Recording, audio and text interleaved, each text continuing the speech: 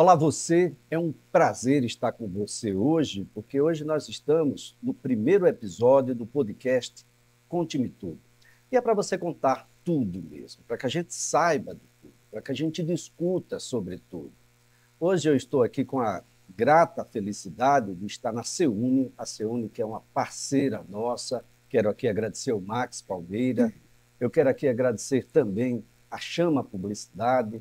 Afinal de contas, todo o visual que você observa do podcast Conte-me Tudo vem da Chama Publicidade. Eu quero agradecer ao Herman Fernandes, ao Tássio Lopes, e quero agradecer por estar na companhia de duas pessoas que têm muito carinho. Um que conheço há muitos anos, advogado, pessoa muito respeitável, tanto na sua área quanto enquanto pessoa.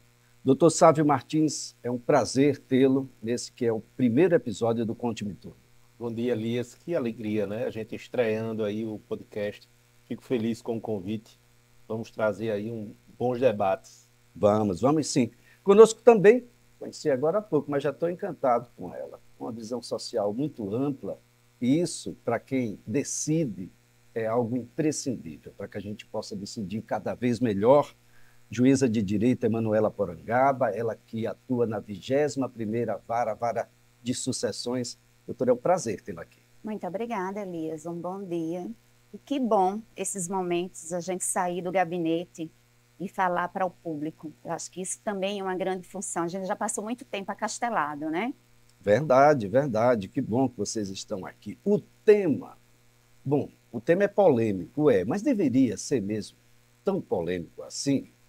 Nós vamos falar sobre casamento de pessoas do mesmo gênero, que já teve outros nomes, tem alcunhas extremamente perversas socialmente.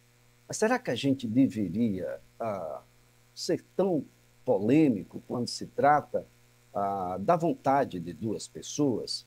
Bom, doutores, casamento de pessoas do mesmo gênero. Quando eu digo casamento, eu já estou equivocado, já estou errando do ponto de vista legal ou não? Bom, é um histórico, né, Elias? Falar hoje em união civil de pessoas do mesmo sexo, a gente tem um olhar para trás, né? Até pouco tempo atrás, era completamente proibido o casamento de pessoas do mesmo sexo, ignorando o direito, um fato que existe desde muito tempo, né? Na Grécia Antiga, só a título de curiosidade, era muito natural o preceptado ter relações sexuais, e aí o termo os historiadores falam, servir de mulher, olhe, até o termo pejorativo, né? Servir de mulher, para o seu preceptor, como uma forma de treinamento para a guerra, porque lá não existiam mulheres. Então, desde a Grécia Antiga, já existiam relações sexuais entre pessoas do mesmo sexo. Só que o que se proibia, o que se era vedado, essa exteriorização do comportamento. E aí eu sempre digo que o direito ele não é algo estanque, muito pelo contrário. Ele tem que acompanhar a evolução da sociedade. E o fato, relação sexual, relação homoafetiva, sempre existiu. E não pode existir um fato que não possa ser tutelado juridicamente pelo direito, né? Então, o direito tem a obrigação de tutelar, né, os direitos dessas pessoas por uma razão muito óbvia, pelo princípio da isonomia, né, que é uma cláusula pétrea da própria Constituição Federal. E olhe, uma curiosidade também, lendo sobre a história das constituições, fala-se que o texto original, onde se fala lá do casamento, se falava casamento entre duas pessoas. E na hora da votação, a Assembleia Nacional Constituinte terminou por vigorar naquele momento uma ideologia extremamente conservadora e trocou entre duas pessoas para um homem e uma mulher. Né? Isso é muito interessante. Era um momento, era um momento, todo colegiado, todo colegiado, e o Congresso Nacional não é diferente, ele faz parte de um complexo de ideologias, que ora vence uma, ora predomina outra. E hoje temos essa discussão, porque somos um país extremamente democrático, a discussão é salutar, porém, existe um princípio básico que fala o seguinte: é vedado o retrocesso.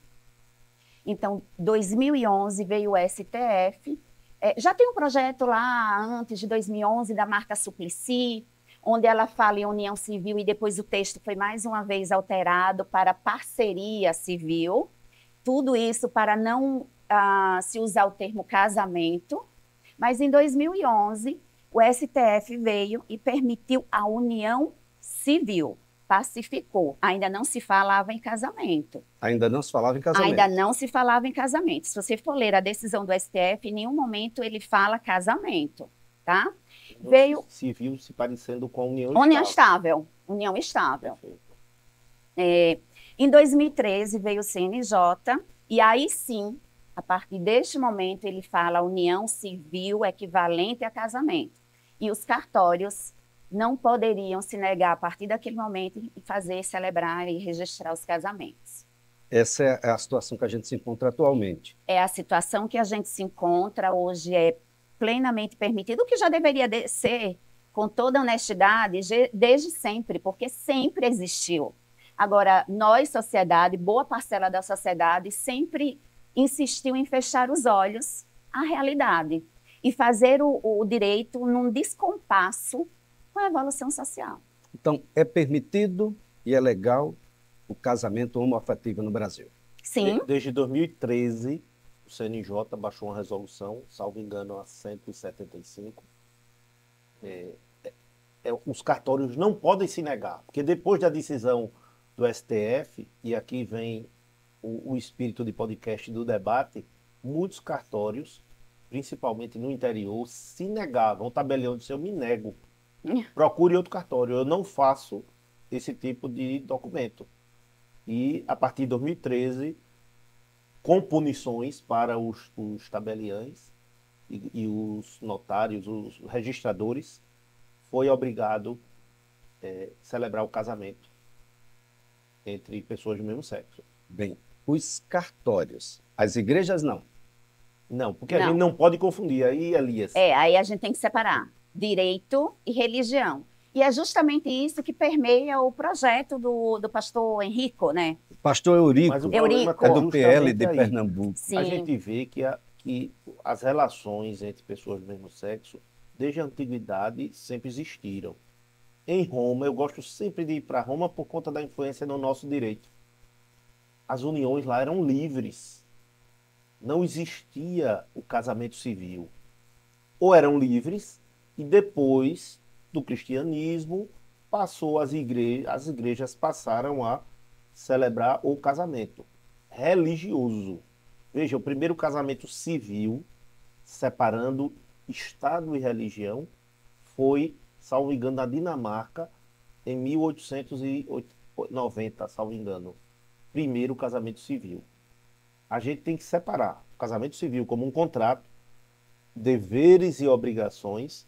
Costumo dizer dever de acolhimento, dever de assistência, dever de fidelidade, dever de cuidar, direitos de também receber esse mesmo carinho, afeto, de prover a prole. Isso tudo como um contrato, separando da religião. Então, assim, esse projeto, proposto por um deputado evangélico, vai totalmente de encontro à separação. Religião, vai se manter o casamento. Cada igreja tem as suas regras de casamento, de matrimônio. No caso da católica, vou falar, não vai chamar casamento, é matrimônio. Então, separação total. E o interessante, Elias, pedindo aqui uma parte, é que esse projeto, ele não é de origem do pastor Eurico, né? Não. Ele é, interessantemente, do deputado Clodovil Hernandes. Que, pasmem, foi completamente deturpado, né, de forma que o projeto original de nada hoje mais existe, né? Então, o que foi que o pastor fez? Ele entende que, e aí, juridicamente, ele não se sustenta. Se você pegar a fundamentação, porque todo projeto de lei, ele tem uma motivação, né? Se você pegar a motivação do PL, do pastor, ele fala o seguinte: ele quer inserir no artigo 1521 do Código Civil, onde lá estão os impedimentos para o patrimônio. Exemplo, não se pode casar pai com mãe, né? Ou pai com os filhos, porque é uma relação incestuosa. Padrasto, exatamente. E aí ele quer inserir no artigo 1521 a proibição do casamento, e aí motiva essa proibição dizendo que a relação civil, a união civil entre um homem e uma mulher, ela tem uma finalidade precípua, que é a procriação. Por coerência, eu pergunto, por que se permitir, então, casamento entre pessoas estéreis? Entre idosos que já não poderiam mais procriar, né? Por que se permitir uma mulher, o casamento de uma mulher que já está na menopausa, se o objetivo principal é a procriação? Então, ele já não se sustenta na própria motivação. Sem se falar que ele vai na contramão de uma luta árdua, de anos, porque as minorias, elas também têm que ser tuteladas. Né? Eu nem sei se são mais minorias, viu, Elias? Exatamente. Só puxando o debate, mas o foco principal é o direito à dignidade. Minoria pode não ser mais o termo adequado. Agora, o PL do deputado Pastor Eurico, que é de Pernambuco, ele diz que, bom, nem o casamento e nem pode ser considerado um arranjo familiar, uma entidade familiar. E aí, doutora, o universo se amplia, né? O universo amplia. Porque o arranjo familiar hoje no Brasil, ele é extremamente amplo. Mas a lei era muito presa, a interpretação. Quando eu comecei a advogar, há alguns aninhos, quase 30, o bem de família só era considerado se tivesse um homem e uma mulher. 2 irmãos, ou um tio e um sobrinho, qualquer pessoa que morasse que não fosse marido e mulher, a justiça não reconhecia como bem de família, como um direito social, um direito fundamental de propriedade, de proteção do lar, da única casa que abriga uma família. Não era considerado família, porque foi preciso o STF reconhecer a condição de bem de família, mesmo quando não existiam homem e mulher. Qualquer outro grupo familiar ou pessoas que tinham alguma ligação. Já foi um grande avanço. Imagine o reconhecimento da família, que cada vez mais se amplia. Tu sabe, eu vou pegar a sua deixa. Quando se fala no STF, de fato, o STF, né, a Corte Máxima do Poder Judiciário, ela vem fazendo interpretações, porque a grande crítica é: o Poder Judiciário está legislando. Quem nunca ouviu isso? Né? Diante da lacuna da lei de se permitir o casamento entre pessoas do mesmo sexo, o STF já mencionou e já decidiu essa pauta, ainda que sem usar o termo casamento. Porém, 2 anos depois, o CNJ veio e disse é casamento. E aí o Poder Judiciário legislou? Não. O Poder Judiciário não legislou. O que foi que o Poder Judiciário fez? Ele fez uma interpretação conforme a Constituição Federal, trazendo os valores máximos, porque a Constituição Federal não é só um conjunto de normas, ela é um conjunto de princípios. E esses, por exemplo, nós juízes, bebemos da fonte não só da lei, dos costumes, da jurisprudência, da doutrina.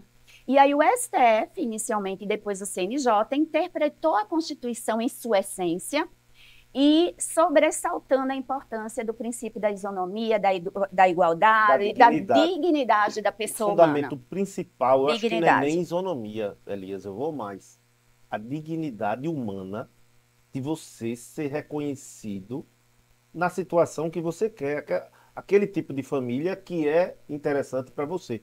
O Elias, eu tenho certeza que o Elias me convidou porque sabe que eu sou católico, praticante, coordenador de ECC, de casais de Não, eu convidei porque ele é um excelente advogado. Gente. Mas é para me deixar... Mas, Elias, a gente tem que separar. Eu sou católico, na minha igreja só casa homem e mulher, mas na religião. A gente está falando de questões sociais e jurídicas. É óbvio que é bom permitir essa união civil, regula assistência, regula patrimônio, senão sobra tudo para o judiciário. Eu nem quero Elias. falar ainda sobre sucessões. A gente vai Sim. falar daqui a pouquinho, Elias. porque tem obrigações, como bem colocou Vai aqui a doutora sobrar para o Emanuela. judiciário. Vai sim, vai sim. Com um contrato civil, se é união estável, se é casamento, as relações estão reguladas. Na verdade, o Estado não quer se meter na vida das pessoas, porque trata-se de uma relação privada. Mas ele é obrigado a intervir minimamente para que as pessoas não sofram. Ora sem assistência, numa pensão, num eventual auxílio, ora numa sucessão, ora numa obrigação de cuidar. Quem é aquela pessoa? Mas olha, vamos complicar um pouco mais aqui a situação para quem gosta, para quem apoia e para quem não apoia. São 2 pessoas só, doutora? Não. Pode ser 3, Não. 4. Conceito de isso? família, como a gente começou a falar, ele vem se ampliando ao longo do tempo. Hoje já tem a multiparentalidade, já tem crianças com 2 pais, 2 mães, ou um pai e 2 mães, e vice-versa. Porque vigora no direito, quando se fala, e o IBDFAM é ótimo, porque traz O que não dá para todos admitir esses é criança sem pai, né? Não, óbvio, Aí porque não. um pai e uma mãe biológica, pelo menos Melhor que ela sejam tem. 2. Exatamente, né? O IBDFAM é ótimo e ele fala no princípio da afetividade. Então, pode ter um pai biológico que apenas cedeu o material genético, mas é pai biológico, e pode ter um pai socioafetivo, que foi aquele que estava todos os dias, que levava e buscava na escola, que levava para o médico, que ensinava os valores, né? Ou o inverso, né? Hoje já se fala em poliamor, o reconhecimento de várias uniões estáveis, concomitantes, quando todas as pessoas sabiam. Então, hoje esse discurso ele é muito amplo, né? Não dá para pensar mais daquela família mononuclear e patriarcal, com deveres muito bem definidos. O homem saía para trabalhar, a mulher ficava em casa cuidando dos filhos. Isso Já não há enquanto mais. entidade familiar. Sim. Mas enquanto casamento, a gente tende a uma percepção de aumentar esse núcleo, de alcançar essas outras entidades, promovendo, inclusive, todos os reflexos que um casamento hoje, entre 2 pessoas, já produz? Elias, mas como a união estável já se equipara praticamente 100% nos direitos e obrigações de um Eu casamento, vou fazer uma pergunta que parece ser óbvia, mas união estável e casamento é a mesma coisa? Não. mas é muito parecido, Elias. Aí eu abro o debate porque os direitos e obrigações são os mesmos. Havendo reconhecimento da união estável... Mas é porque, sabe, Sim. uma pergunta que sucede a outra. Quem está em união estável é solteiro ou é casado? Solteiro. Convivente. Solteiro. Para abrir o debate... E ao mesmo tempo é casado? Como é que é isso, sabe? Uma das Eu grandes não tô diferenças, entendendo. doutor, me permita, entre união estável e casamento é que a união estável não muda o estado social. Você continua solteiro. O casamento muda. Você sai de solteiro para casado. Mas nas relações, para melhorar o debate, nas relações imobiliárias, a pessoa Ok, é os efeitos. obrigado a declarar se tem união estável, porque é importante Ok. demais. Tanto para fins de proteção patrimonial. Isso precisa ser pacificado, doutora? Ou a gente está num estágio ou está no outro, né? Porque a figura da união estável deixa você numa condição meio que híbrida ou não. Não, Elias, não. A coisa ela é muito bem separada pelo Poder Judiciário. Casamento é um ato formal, via de regra, né? Tem testemunha, tem que ser celebrado com as portas abertas para alguém, se quiser arguir. O que a gente vê em filme, né? Algum impedimento, fale agora, o cálice para Alguém sempre. já viu né? isso aqui? Não, graças a Deus eu nunca vi. Deve ser uma cena Né? lamentável. É um ato solene que muda o estado civil dos nubentes. A união estável não é um ato solene, ela pode ser fática ou registrada em cartório, e é melhor que o precisar ser seja. declarada se não for registrada. Sim, sim. Ou registrada, ou declarada, ou fática. As pessoas se unem e convivem. Mas a condição, o estado social dela, civil dela, continua sendo pessoas solteiras. Agora, os efeitos patrimoniais que daí decorrem, seja de uma dissolução ou seja uma sucessão, elas são muito, mas muito parecidas com o do casamento. E nem poderia deixar de sê-lo, mas não são absolutamente a mesma coisa. Olha, eu posso estar em união estável e casar com a mesma pessoa. Pode, Isso é uma pode, condição. claro. Pessoas de mesmo sexo podem estar em união E estável casar. e casar. Sim, Essa é uma zona perigosa, porque quem não declara a união estável publicamente no cartório, num ato solene e formal, numa escritura pública, numa declaração pública de união estável, fica numa zona de risco. Numa eventualidade de uma necessidade de um amparo, de algum auxílio do governo, ou de uma previdência, ou de uma sucessão, vai precisar de uma ação judicial para declarar normalmente. Se não houver reconhecimento espontâneo da família, em vários casos, é possível sim, até de forma extrajudicial. Posso ter as duas condições? Posso estar casado com uma e em união estável com outra? Não há um reconhecimento específico, aí só judicial. O Poder Judiciário hoje já não fecha os olhos ao fato de que é possível, e isso acontece muito, eu vejo muito na vara de sucessões, que a vara de sucessões é uma vara de família discutindo patrimônio.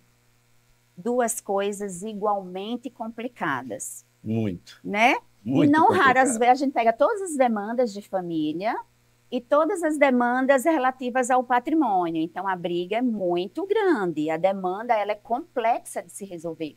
E várias vezes a gente percebe que o inventariado, o falecido, ele é casado e ele efetivamente constituiu uma união estável.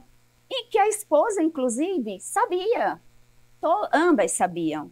Por que não reconhecer? O STF ainda tem uma Né? posição mais conservadora. Conservadora, Ainda sim. não reconhece duas uniões ainda. O STF, em questões de sucessão, não estou Sim. dizendo para fins previdenciários ou outros planos de saúde, não estou falando disso, mas questão de sucessão, o STF ainda é conservador, ainda mantém o casamento, aquele concubinato, aquela relação fora do casamento ainda não está reconhecido como um segundo casamento ou uma segunda união estável. É bom deixar bem Porém, registrado. não é vinculante. Não é vinculante. Né? É uma decisão do STF que você segue ou não. Né? Então, enquanto não for vinculante, há colegas que reconhecem, outros não. Como há colegas, Elias, eu já fui assim, me surpreendi demais. Eu recebi um telefonema à noite de uma colega, obviamente nunca irei dizer o nome, mas me solicitando que eu saísse no sábado à noite para celebrar um casamento que estava agendado para ela fazer.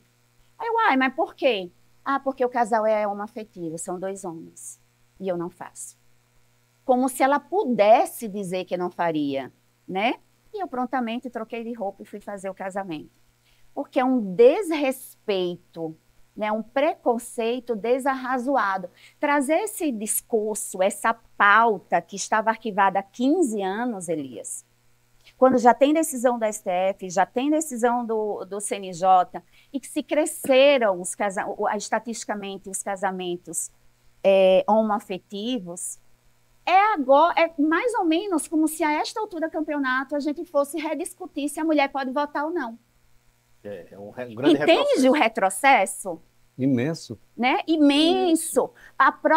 O Código Internacional de Doença, desde 1995, ela retirou do CID o sufixo ismo. Você já viu isso?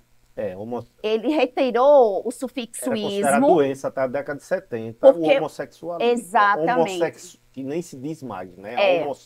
Homossexualidade. Quando seria o termo mais Então, adequado? ele retirou o ismo, que quase sempre é vinculado a alguma patologia, tipo botulismo, reumatismo, e ele substituiu por dade, homossexualidade, que quer dizer modo de ser.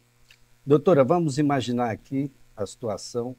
Tem muita gente nos acompanhando. Aliás, se inscreve, manda mensagem aí, diz o que vocês estão achando, dá dicas aí do que vocês gostariam que a gente abordasse aqui. Mas tem duas pessoas, do mesmo gênero, do mesmo sexo, e que estão pensando em algo mais duradouro.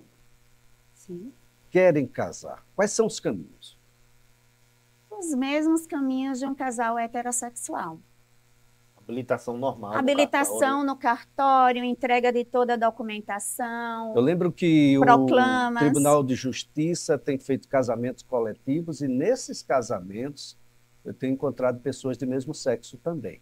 Sim, inclusive eu sou subcoordenadora da Justiça Itinerante, e quando a gente abre o evento, a pauta do evento, a gente não filtra, né? A gente diz 200, 500 casamentos, sejam hétero Não há ou distinção homo, nenhuma. não, nenhuma, a não ser que exista alguma entidade específica, como tem uma em Rio Largo, agora o CAER, né, o CAE, que solicite a realização do casamento de casais homoafetivos, né? E mesmo assim, por uma orientação do Tribunal de Justiça, eles já estão abrindo para casais heterossexuais.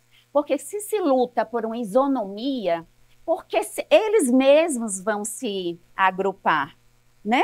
Muito pelo contrário, a isonomia é para um lado e para o outro.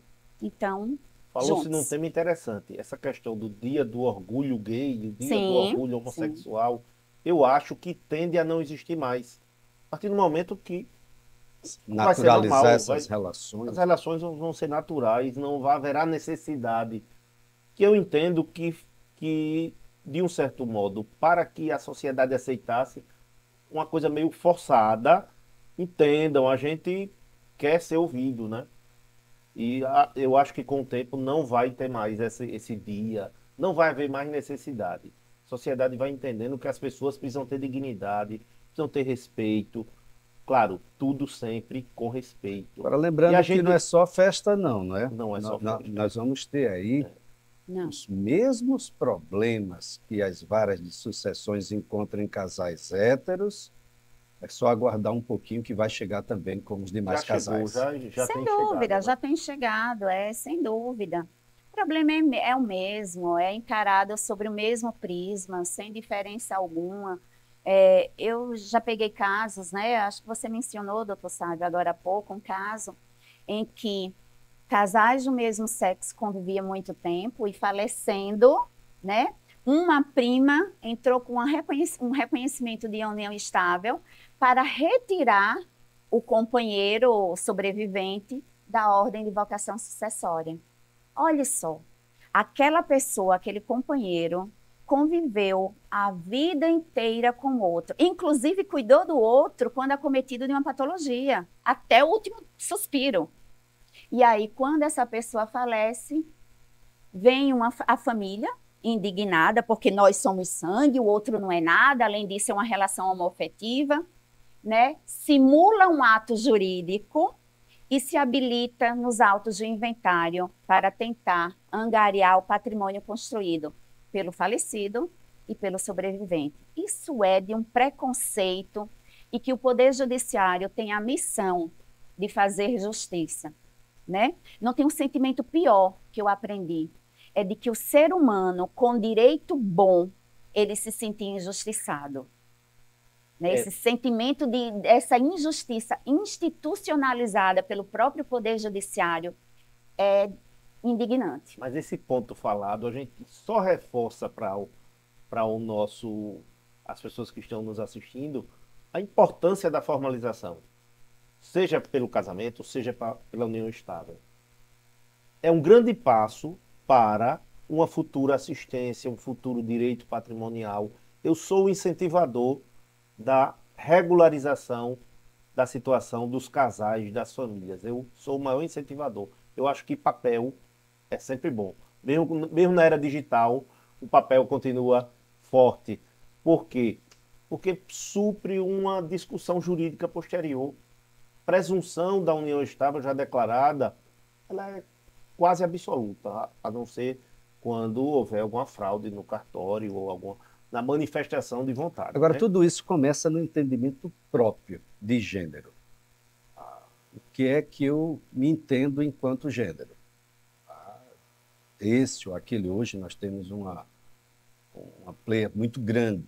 A LGBTQIA+, já dá uma demonstração de como é amplo esse entendimento. A partir desse entendimento, os arranjos vão acontecendo, doutora. Mas eu posso mudar de entendimento nesse caminho. E os arranjos que foram feitos vão ser desfeitos? As questões previdenciárias a que estava submetido vão se modificar? Eu me entendia, por exemplo, bom, eu nasci biologicamente homem, mas eu me entendo mulher. E mudei meu nome social, mudei meu nome no cartório, e a partir daí eu passei a vigorar no regime previdenciário, por exemplo, diferenciado. Sim. Aqueles que estão submetidos às mulheres. Mas no meio do curso da vida, eu entendi de que aquilo foi um equívoco. E eu quero desfazer.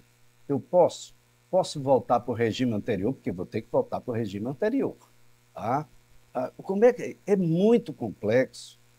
E o judiciário tem se esforçado, a gente sabe que tem se esforçado, mas essas coisas todas, apesar de não serem novas, socialmente, elas são vistas como novas. Sim. O que acontece, Elias? Durante determinado lapso temporal, você nasceu biologicamente homem, tá? Foi crescendo e não se sentia homem, se sentia uma mulher, como utilizando as expressões da categoria, eu faço muito mutirão de mudança de nome, mudança de sexo. Ele se sentia uma mulher aprisionada num corpo masculino. E aí, foi no mutirão, ou foi no cartório, mudou o nome, mudou o sexo, passou a ser, para todos os efeitos, mulher. Se arrependeu, como você falou, e voltou a ser homem.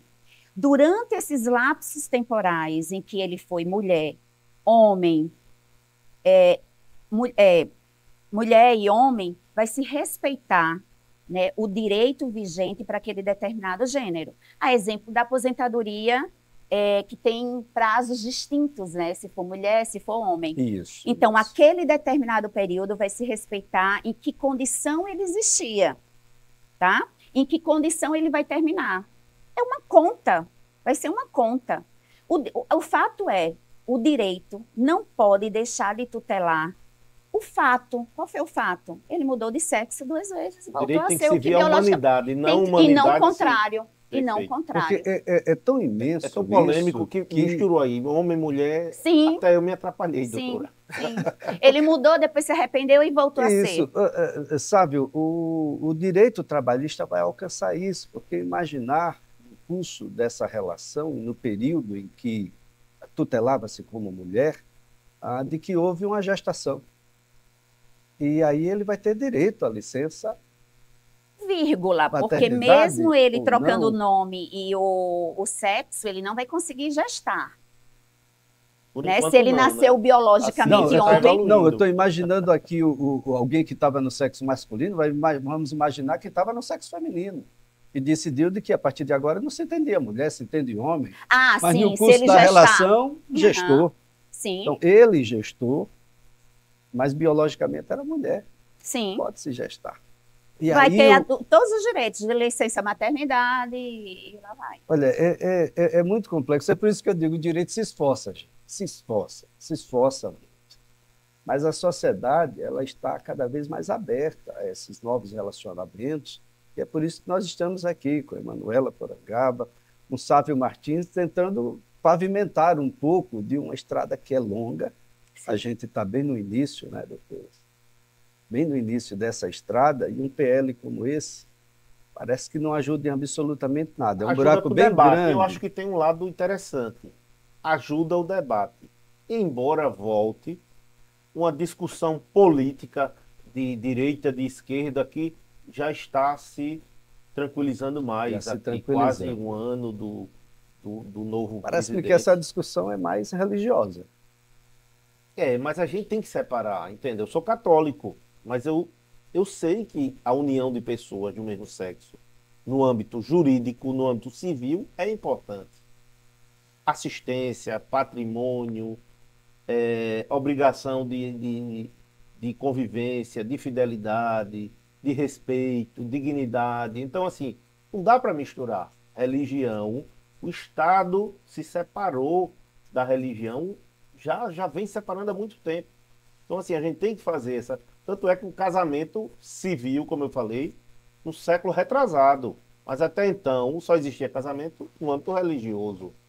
Não era papel do Estado.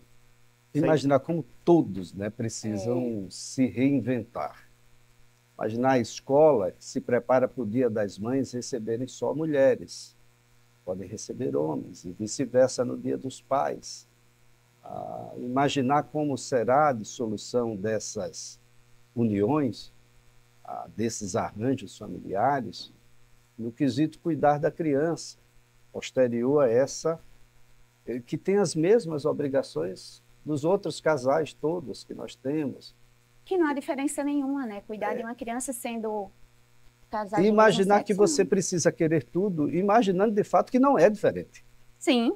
Se comportar como diferente, vai ser compreendido como diferente. Exatamente. Eu ouso, com todo o respeito, doutor Sávio, que lhe tenho, mas eu ouso discordar de que há importância em trazer de volta este debate, depois de tantos anos em que já foi pacificado o entendimento, seria um olhar para trás, né, para restringir direitos já consolidados. Tem no direito um princípiozinho, venire contra fato próprio, né? Você não pode adotar uma atitude posterior, contrária a uma que você já adotou anteriormente, né?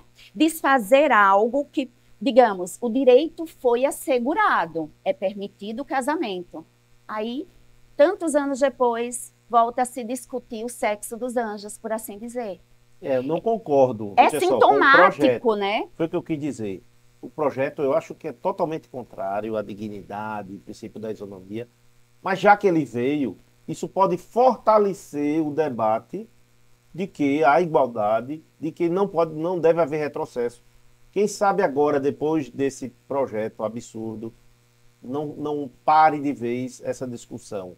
É isso que eu estou querendo dizer. Até esse projeto maluco traz para o debate saudável um reforço desses princípios de dignidade, de igualdade. O deputado já falecido, Clodovil Hernandes, deve estar muito angustiado nesse momento. Se revirando onde quer que ele túmulo. esteja.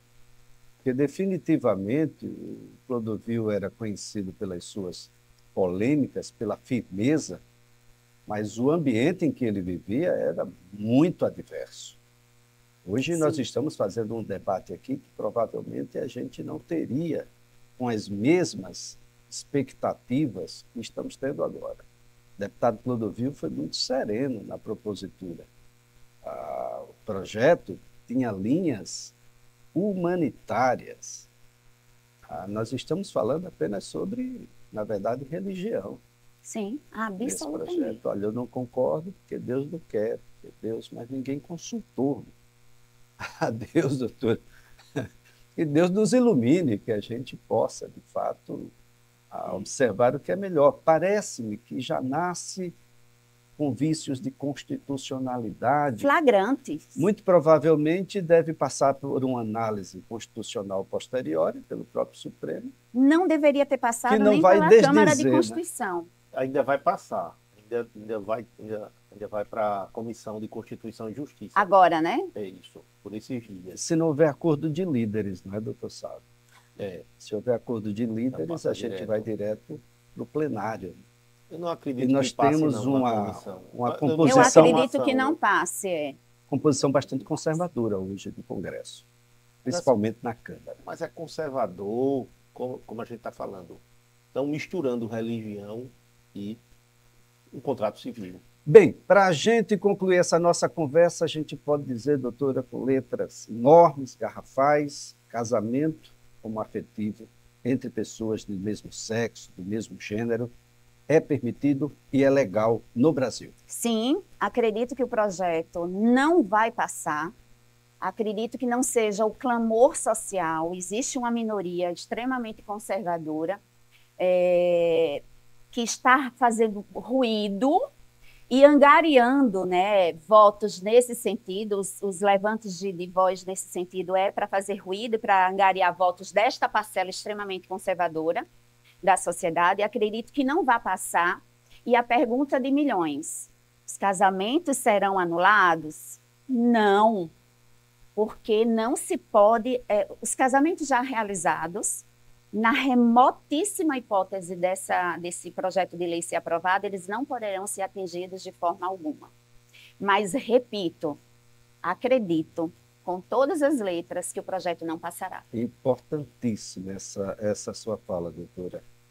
Os casamentos que já existem, eles não serão atingidos imaginando que um projeto como esse seja aprovado lá na De forma alguma. Existe o princípio da segurança jurídica, né? Eles não serão atingidos, o direito adquirido, enfim, eles não serão atingidos. Doutor Sábio. Na pior das hipóteses, seriam uniões estáveis, reguladas da mesma forma de um casamento. Eu também não acredito que passe. A sociedade vem, o direito sempre caminha atrás, mas o direito corre para regular essas importantes relações.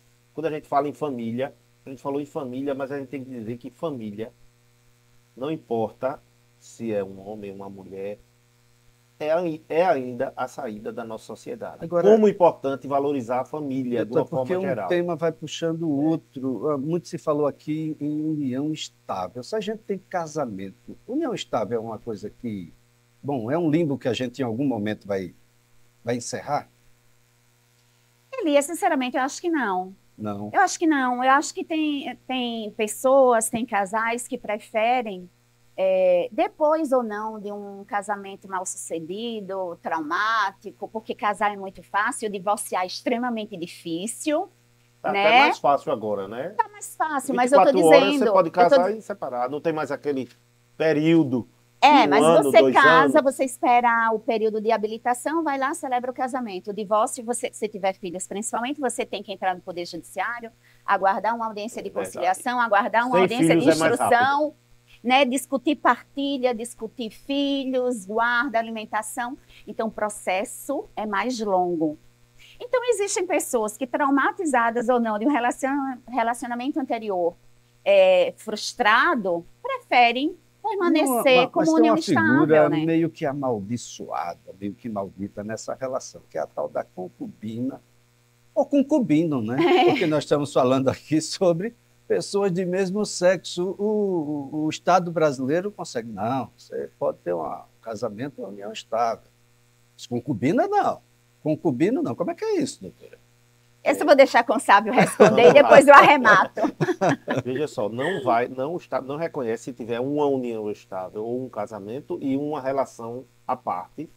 O Estado, no máximo, vai reconhecer uma sociedade de fato se a outra parte contribuiu para a compra de determinado apartamento, determinado imóvel, uma sociedade de fato paralela. Não Mesmo vai que essa sociedade paralela, doutor, tenha mais filhos do que a primeira. Do que a primeira. A situação... E aí tem que separar os filhos, né? Os filhos filhos terão todos os direitos. Né? Filhos sempre terão direitos iguais. Agora, uma pergunta que chega muito no escritório, as pessoas até ligam, depois das entrevistas na CBN, recebo até muitas ligações. Uma pessoa que está separada de fato há muito tempo e que contrai uma nova relação, essa pode ser considerada união estável, Sim. porque já havia uma separação, ainda que não regularizada. Embora haja um risco muito grande dessa pessoa estar separada há 10 anos, quando o cidadão, por exemplo, se for homem, nada de preconceito, isonomia, podia ser uma mulher também, só dando o exemplo. O homem falece, essa que está separada há 10 anos, corre para dizer que era casada, para dividir a pensão com a atual esposa, com a atual companheira, digamos assim. Na minha ótica, os direitos são iguais. Na minha ótica. Até a doutora disse, mas não muda o Estado Civil. Não muda quando a pessoa aí vem para a prática do dia a dia. A pessoa quer tentar burlar ou a companheira ou um terceiro. Não, eu sou solteiro. Inclusive os bancos têm sido, e é uma questão interessante, os bancos têm sido rigorosos. Se você diz que é solteiro, me dê uma certidão. Todos os contratos públicos de compra e venda, permuta, estamos exigindo a certidão atualizada de nascimento e uma declaração formal de que não tem união estável. Foi solteiro, tem que ter essa declaração, por conta da insegurança jurídica que tem gerado. Elias, eu vou só arrematar aqui o que o doutor Sábio falou. Foi para provocar mesmo. Não, ok. Isso é um discurso muito salutar, saudável aqui. Eu acho que né, a gente, duas cabeças, três cabeças pensam melhor que uma. Mas a grande diferença entre a união estável e concubinato é porque a união estável ela tem requisitos subjetivos e objetivos. Não se precisa morar no mesmo teto, porém tem que ter a finalidade precípua de formar uma família. Tá aí o elemento subjetivo. Eu tenho que querer me apresentar perante a sociedade, ainda que não casado, mas como minha companheira. Eu quero formar uma família com ela. Uma relação séria. Uma relação estável. Para quem está nos assistindo. Sim, uma relação séria. E que não tem prazo. Não é só um namorinho, né? um noivado, não. É uma Sim. relação, essa aqui é minha companheira, minha esposa, minha mulher. Minha companheira, né? Minha mulher. E não precisa de tempo. As pessoas acham assim, a partir de quanto tempo já pode caracterizar a união estável? Não tem tempo, tá? Não existe tempo. Desde que, publicamente, este casal se apresente como companheiros e que querem formar uma entidade familiar. Ainda que, daí os arranjos familiares modernos residam em tetos distintos. Isso não é impeditivo. Tem questões, né? Tem pessoas que, por foro íntimo, consegue dividir né, o mesmo banheiro, né, o mesmo closet, o mesmo quarto, né? É estranho, mas enfim, né? Eu penso, tem que dividir tudo, né? Mas o concubinato é aquela relação que não há esse objetivo, seja porque ele já tem uma união estável anterior, seja porque ele é casado. O concubinato é uma relação efêmera, não tem esse objetivo de constituição familiar. Ainda que com esta concubina ele tenha mais filhos do que a que tenha com a união estável, tenha com a própria esposa. Muito e aí tem bem. que separar. O direito dos filhos, seja de qualquer relação, inclusive uma relação incestuosa, tem todos os direitos iguais a qualquer outro. Está ouvindo? Está assistindo? Concubino ou concubino? Bom, é mais difícil, viu? As coisas são mais complexas. Bom, eu, antes de mais nada, gostaria de agradecer. Foi um prazer tê-los aqui. Esse é o primeiro episódio do nosso Conte-me Tudo. Vocês estão contando tudo. Não vou entrar nas questões japonesas, porque agora tem relação humana com uma figura que não é humana. E por lá, isso já está dando uma confusão grande e a gente gosta de importar, né, essas coisas. Dizer à doutora Emanuela que foi um prazer, uma conversa muito franca, esclarecedora. Eu espero que a gente tenha, doutor Sávio, ajudado a muita gente a tirar dúvidas por aí, porque a gente nasce e vai se relacionar. E hoje, se relacionar, doutora, mais de uma vez, em boa parte dos casos. Nem todas essas relações vão produzir só fotos de felicidade, Sim, de alegria e de prazer. Nós vamos ter também, bom, as intempéries, né? A gente vai ter as tempestades da vida. Aqueles que conseguem superar saem mais fortalecidos. Mas eu espero que a gente tenha aqui contribuído muito para que todos possam, de fato, entender um pouco melhor. Primeiro, da necessidade de respeitar o que o outro faz ou quer fazer com o seu próprio corpo.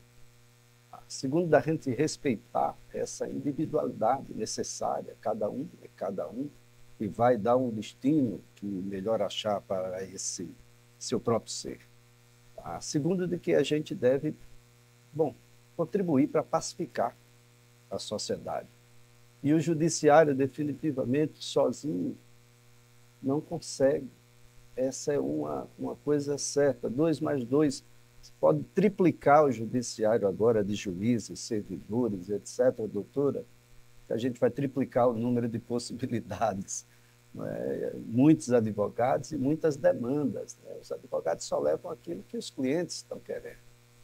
São as necessidades, as demandas, doutor Sávio, que acontecem no dia a dia. Então, prazer tê-lo aqui no Conte-me Tudo.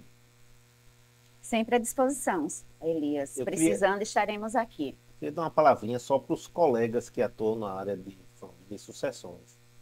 O principal elemento num processo de família e sucessões, eu acho que é a vontade dos advogados de incentivarem a conciliação, o respeito, porque os advogados não foram formados num treinamento para ser pitbull, de agressão. Então, assim, eu vejo que que a gente precisa trabalhar muito, Elias, esse ponto, porque vai contribuir muito para a solução mais rápida, desinchar mais o judiciário.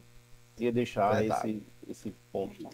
Olha, doutor Sávio Martins conosco, doutora Emanuela Porangaba, que é juíza de direito e atua na 21ª Vara Civil, a Vara de Sucessões.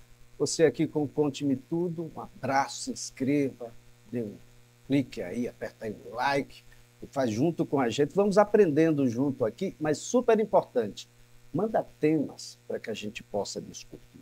O ideal é que a gente discuta aquilo que você de fato está querendo, está gostando, está precisando. Até lá!